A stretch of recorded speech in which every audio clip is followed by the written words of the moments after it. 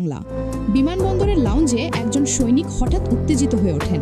আচমকা তিনি একজন বিশেষ পুলিশের কাছ থেকে বন্দুক ছিনিয়ে নেন। চারপাশের মানুষ আতঙ্কিত হয়ে চিৎকার করতে থাকে, আর সেই সৈনিক পাগলের মতো বোর্ডিং ব্রিজের দিকে ছুটে যান। বিমানে থাকা একজন বিমানবালা বাইরের শোরগোল শুনে চেক করতে বের হন এবং দেখেন সেই সৈনিক বন্দুক হাতে তেড়ে আসছেন।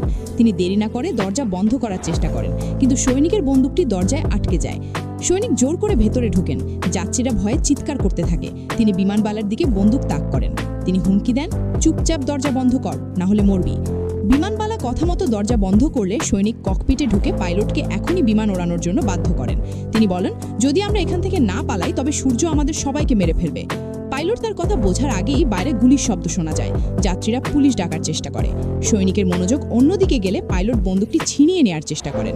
ধস্তাধস্তিতে গুলি চলে এবং পাইলটের হাত সামান্য আহত হয়।